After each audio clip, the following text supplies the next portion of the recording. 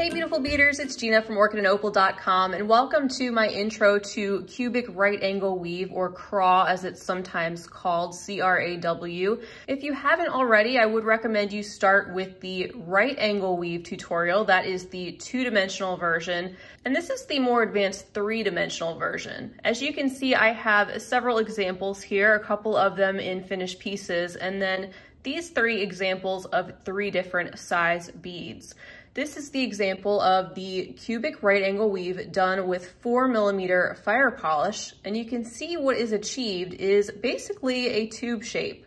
You can turn these into ropes, or you can turn them into beaded beads, and even turn this stitch into different shapes. As you can see in this example, this is the painted lady earring design that I shared almost a year ago. And this one is done using the 2mm fire polish. So this gives you another idea of what the cubic right angle weave stitch looks like in a smaller bead size. And the smallest example I have here to share with you is this tube done in size 11-0 seed bead. So you can see how changing up the size of the bead really gives you a different look.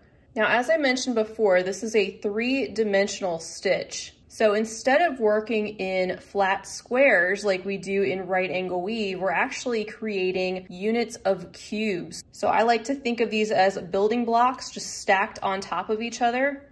And each unit is comprised of a cube with 4 beads per side when you are facing them.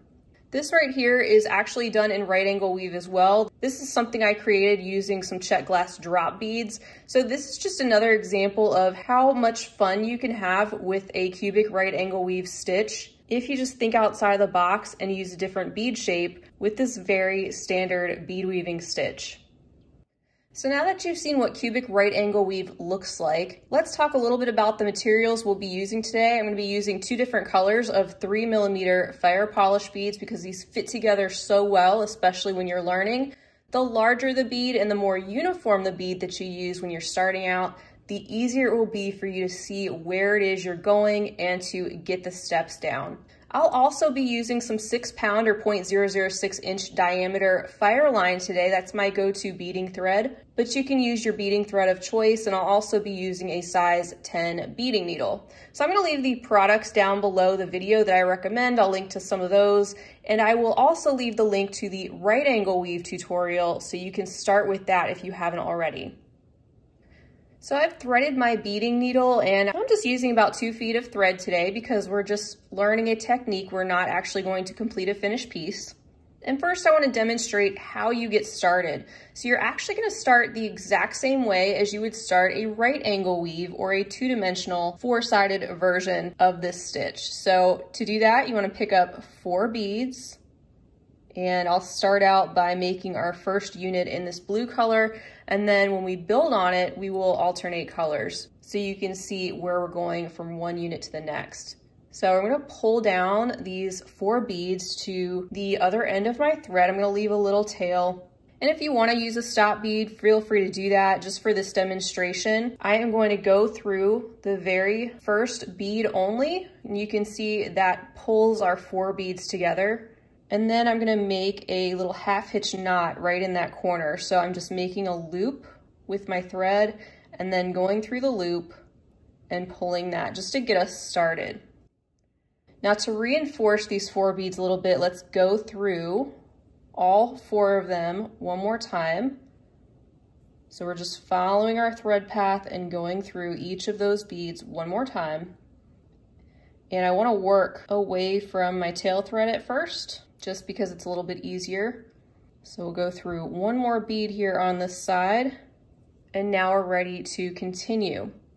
So this right here would be 1 unit of right angle weave. We're actually gonna make 3 units to start with. So to make another unit onto this, we need to pick up 3 beads, and we need to swing our needle around in the opposite direction of where our thread is coming out and go through the same bead that we are exiting. And there's our next unit. Just like we did in right angle weave, we want to head over to the right and pull. And once again, like I mentioned in that video, you only go through 1 bead at a time. That's going to train your thread to form these little angles and help your beads to sit more uniformly. So we have 2 units on. Let's complete another unit. Let's pick up 3 more beads. And again, swing around through the bead that you were already exiting, through the opposite side, and pull. And now let's head over to the right and pull.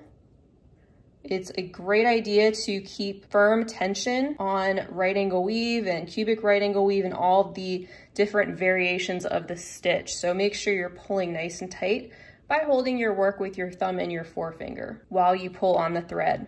So now we have our 3 units, and like I mentioned before, cubic right angle weave is actually a 3-dimensional version, which means we're making little cubes. So if you think of a room that has 4 sides and a floor and a ceiling, you can see if we fold these together, it's like we have a room with 3 walls, but we're missing a wall and we're missing a floor and a ceiling.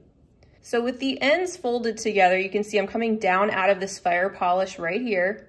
We want to bring these 2 sides together and form our 4th wall. So I'm picking up another fire polish, going up through the fire polish on the left. You can see that would be that very first fire polish on the other side, and pull. And you can see we have 1, 2, 3 beads facing us right now. It's important to remember that with each face that we make, you want to have 4 beads. So we have our 3, but we're missing a bead on the top. So we want to add 1 more bead right here to complete this side. So let's pick up 1 more. I'm coming up out of this fire polish. We're just going to go down through the fire polish, right across from it on the right. And you can see that completed this side facing. We now have 4 beads. Let's continue on. I'm going to move through the left, through the bead right there at the bottom of that wall, up through the bead on the left side, over through the bead on the top, and this is just reinforcing what we have just done. And I want to go down through the bead on the right. So let's take a moment and assess what we have. This is the face we just worked on. If we turn it 1/4 turn, there is our next face. Turn it another quarter, there's our next face. You can see the 4 beads once again. There's our 4th facing, and then once again, that's where we started. Here is the top. We can see we have 4 beads in place there. And then at the bottom, we have 4 beads in place there. So we have completed a cube. What I do recommend is you reinforce this first step. This is really the most challenging part, in my opinion, is just getting to that first cube and having a nice firm base to work off of. So what I'm doing is I'm actually just following the thread path, and I'm going through these faces of beads 1 more time. Again, just going through 1 bead at a time and then pulling.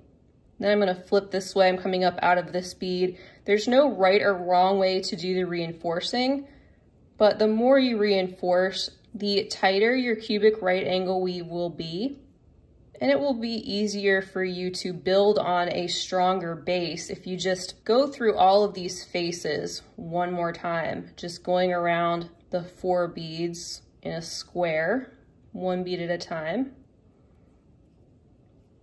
And there is our little cube. You can see everywhere we turn it, our face has 4 beads. So that's what you want to achieve. At first, it just looks kind of like a little ball, but as you add to it, you'll see how this all comes together with each of these cubes being an extra building block. To add on to our first base, I'm going to use a different color so you can see where our newer beads are being added to that existing base cube. Something that I have heard recommended for this step, which I think is a great idea, is to think of the numbers 3, 2, 2, 1, and to actually set out your beads so they are ready for you to use. This is great if you're just starting out. Once you get the hang of this step, it'll be a no-brainer. But if you first just lay out your beads just like that, it will help you to stay organized and to remember which step you're on. So when we're adding an additional building block onto the first cube, The first side that we're going to be constructing is going to consist of 3 new beads, and it's going to share its 4th bead with the cube right below it. So it's going to share this bead. I'm coming out of this one and I'm going to pick up the first 3. So I'm getting those 3 green ones, and I want to loop back through the same bead that I'm coming out of, just from the opposite direction. So once I pull that, you can see that this has added 3 beads right there on the top of the existing cube, just to one side. Now we want to make a little quarter turn. And it's helpful if you stay consistent with the direction that you move, especially when you're newer, so you remember where to go. So we made our turn, and I'm going to go through the next blue bead there at the top of this cube, or at the base of our new green cube. And I'm going to pull my thread, and again, just try to keep this nice and tight. And then I want to pick up 2 new beads, because if you look at this face, which is what we're going to be constructing, we already have 2 beads in place. We want a total of 4, so we only need 2 more beads to complete that face. And what we want to do is we want to loop around and head down through the right-hand side, which is that newer green bead we just added in the step before. And when we do that, you can see now we have 1, 2, 3, 4. Our face on this side is complete. And we want to head toward the left. I'm going to go through that blue bead that's now on the base of this next unit and give it a quarter turn. Just like we did before, we need to go through 1 more blue bead, or the bead at the base of the new cube. And if we take a look at it again, we have 2 beads in place on this face, just 1, 2, and we need 2 more to complete that face of 4. So just like we have laid out, we want to pick up 2 of the fire polish beads. And again, just like we did before, we want to go through the fire polish on the right to complete this face. And now we have 4 beads in place. We're still trying to get over here, so we want to follow our thread path, go through the blue bead here that's at the bottom of this new cube that we're constructing. Give it a quarter turn and go through 1 more of those blue beads. All right, and pull. Now let's assess what we have. So we have this side complete, 4 beads. We have this side complete, 4 beads. And we have this side complete, 4 beads. But when we get to our 4th side of this cube, you can see we just have 1, 2, 3. And where do we need our next bead to go? Well, we need it to sit right here, and that will complete this face, and it will complete the ceiling, or the top face of our unit. I'm coming out of this blue bead, so in order to position our needle where we need it to be, going up through the green on the left, and then I'm going to pick up that last fire polish bead for this unit, and I'm going to go down through the fire polish on the right of that face, and it pops that bead into place. And now we have all of our beads in place for our 2nd unit. To tighten that up and to get in position to add another unit, we want to follow our thread path, continuing through the left, going through the blue bead there, which is at the base of our new cube. We want to go up through the bead on the left there, the left-hand side of this face. And let's just continue in the same direction and make a left here at the top and exit out of this bead, positioning us coming out of a fire polish on the very top, where we can construct a new unit and continue on and add to this square tube. So an optional step here is to go around the 4 beads on the top face of your unit, and that will just help reinforce your new cube that you just created. And that is optional, because if you don't do it, your beads will still be in place, but that just makes it tighter. And especially if you need to tighten it up from maybe a lack of tension while you're learning, you'll find that as you go through these faces of beads, the more you do it, the tighter your cubic right angle weave will be and the more uniform it will be. So that's our 2 units created, and you keep this going as long as you want to just create one long rope or tube or beaded bead. The larger the beads that you use, the larger the hole you will have inside of this tube. And the more uniform your beads, the better. So even if you're using seed beads, I highly recommend using some higher quality Japanese seed beads or very uniform beads to complete a cubic right angle weave, because that will help keep your piece very uniform and everything lined up very well. Let's complete another unit. This time, let's do it in our alternate blue color. You can see that I'm coming out of this green bead here, and we're gonna start the exact same way. We're gonna lay out our beads. And again, once you get proficient at this step, which you will if you practice and practice, and don't be afraid to make mistakes, because it does take a little bit to get the hang of what you're doing. But once you get proficient, you won't have to lay these out. You'll just know instinctively where you need to go to create these little cubes that share sides. All right, so first let's pick up our 3 fire polish in the blue. And we want to go through the opposite side of the bead that we're coming out of, quarter turn. Go through the bead there at the base of the new cube to get in position to add your next 2 beads. And go down through that new bead that you added that's now on the right-hand side to complete this face. Now we have 1, 2, 3, 4. Continue on toward the left, go through that green bead, which is at the base of the new cube, quarter turn. Go through the green bead at the base of the new cube to get into position to add your 2 more. Pick those up.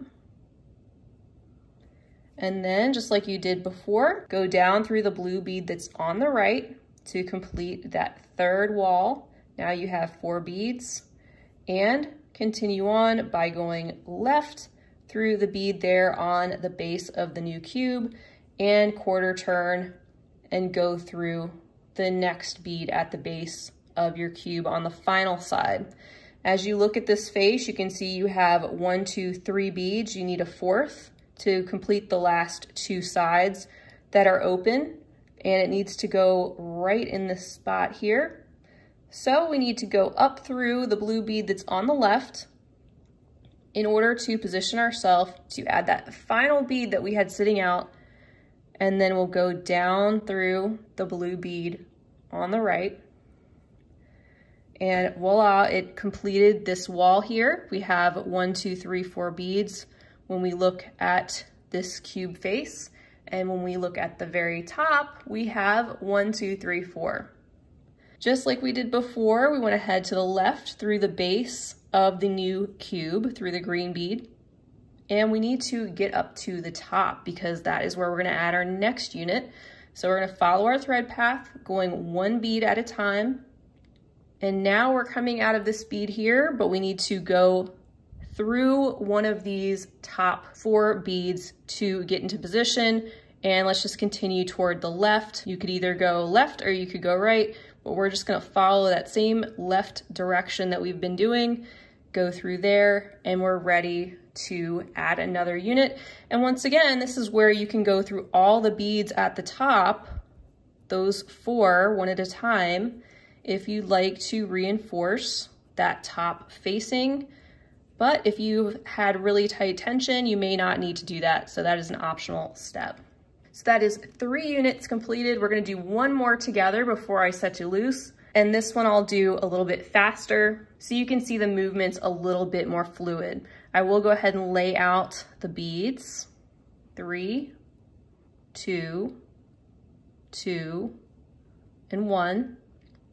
And let's get started by adding our 3 beads onto the top of this unit, swinging through the blue bead from the opposite direction, going to the left through the base of that new cube, adding 2 more fire polish beads, going down through the right-hand side of that face, and then going left through the base of that new cube, and left once more through the base of the cube, Picking up our next 2 fire polish, going down through the right-hand side of that square facing, heading off to the left through the base of the new cube, and left one more time while we do our quarter turn.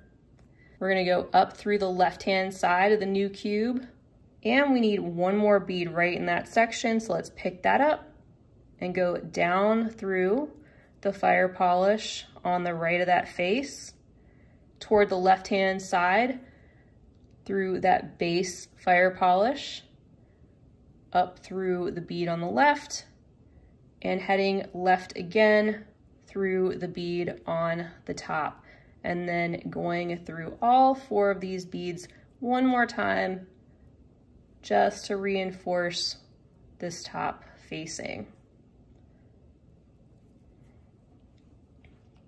So that is all there is to the cubic right angle weave. There's also some more advanced steps beyond that. We'll talk about prismatic right angle weave next, because I do have another tutorial with a finished necklace that does incorporate prismatic, and I'd like to build up to that point with you guys, especially if you're newer. If you're just starting out with this stitch, once again, I would recommend the larger beads to get started, especially if you have fire polish, because they sit so well together. So go ahead and start out with maybe a 3 or 4 millimeter size fire polish and make yourself some cube units that stick together. Keep your tension nice and tight. Just work in one face of your cube at a time, and make sure you have 4 beads per face. And you can make these as long as you want and make yourself some beautiful ropes and even a full seed bead bangle just out of 11/0 seed beads. So once again, I will leave some links down below to some recommended products, in particular the Fireline, the beading needles, and some fire polish beads, some recommended places for those.